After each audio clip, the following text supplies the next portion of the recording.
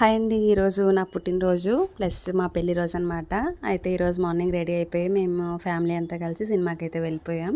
సినిమాకి వెళ్ళే ముందు మేము ఫోటో షాప్కి అయితే వెళ్ళాము. కొన్ని ఫొటోస్ షాప్కి ఇచ్చేసి ఫ్రేమ్స్ చేయండి అని చెప్పి ఆర్డర్ ఇచ్చేసి అయితే వచ్చాము. ఏదైనా ఇలా అకేషన్ వచ్చినప్పుడు మా ఆయన కానీ నేను కానీ సర్ప్రైజెస్ కోసం అయితే ఎప్పుడు వెయిట్ చేయము. ఫ్లవర్స్ కావాలి, బొకే ఇవ్వాలని ఎప్పుడు అయితే మేము చూడం.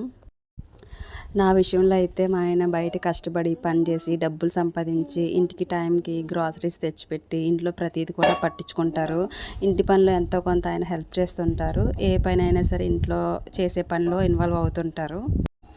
పిల్లల్ని కూడా రెడీ చేసి పంపిస్తారు. ఇది నా వైఫ్ పని కదా, నేను బయట పని చేసుకుని వస్తాను, నేను చేయకూడదు అన్నట్లు కాకుండా ఆయన కూడా నా ఇంటి పని ప్రతి దాంట్లో కూడా ఆయన హెల్ప్ చేస్తుంటారు. ఇద్దరం కలిసి పని చేసుకుంటాం, కలిసి తింటాం, టీ తాగుతాం. సినిమాలో లాగా ప్రేమను వెతుక్కోమండి. మన కోసం, మన పిల్లల కోసం ఆల్రెడీ చేస్తున్న పనుల్లో ప్రేమనైతే చూసుకుంటాం. ఇందువల్ల సర్ప్రైజెస్ కావాలని మాత్రం ఎప్పుడు ఇద్దరం ఎక్స్పెక్ట్ చేయమన్నమాట. మన ఇంట్లో పరిస్థితులు మనకే తెలుస్తాయి, బయట వాళ్ళకి తెలియదు. ఫైనాన్షియల్గా ఎలా ఇబ్బంది పడుతున్నాం అనేది మన ప్రాబ్లమ్స్ మనకే తెలుస్తాయి. కాబట్టి ఎప్పుడైనా మన పరిస్థితులు బాగున్నప్పుడు అన్నీ తీసుకోవాలి. ఇలా ఈ టైంలోనే కావాలని మాత్రం మనం అంత ఎక్స్పెక్ట్ చేయకూడదు. ఇంక ఈరోజు అయితే ఫోటో ఫ్రేమ్స్ ఆర్డర్ ఇచ్చేసి అయితే సినిమా హాల్కి అయితే వచ్చేసాము. త్రిమూర్తులు సినిమాకి అయితే వెళ్ళాము. సినిమా అయితే చాలా బాగుంది. ఇంటర్వెల్ టైంలో అయితే మేము స్నాక్స్ కోసం అయితే వెళ్ళాము. చాలా కాస్ట్ ఉందన్నమాట. మా బాబుకి అయితే పాప్కార్న్ అయితే తీసుకున్నాం. 70 రూపీస్ అనమాట. అక్కడ ఎంత కాస్ట్ నేను అసలు చూడలేదు. నాకు అది చాలా ఎక్కువ అనిపించింది. మనం ఏదైనా బయట కొనుక్కొని సినిమా హాల్లోకి వెళ్ళి తినడమే బెస్ట్. అక్కడ తీసుకోవాలంటే ఆస్తులు అమ్ముకోవాలి. సినిమా అయిపోగానే రెస్టారెంట్కి అయితే వెళ్ళిపోయి ఫ్రైడ్ రైస్ ఒకటి, బిర్యానీ ఒకటి ఆర్డర్ పెట్టేసి ఫుల్గా తినేసాము.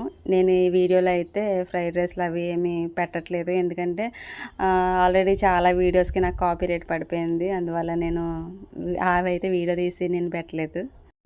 ఇంకా అక్కడ నుంచి డైరెక్ట్గా అయితే ఫోటో ఫ్రేమ్ షాప్కి అయితే వెళ్ళిపోయిన తర్వాత ఫొటోస్ ఆల్రెడీ ప్యాక్ చేసి ఉంచారనమాట.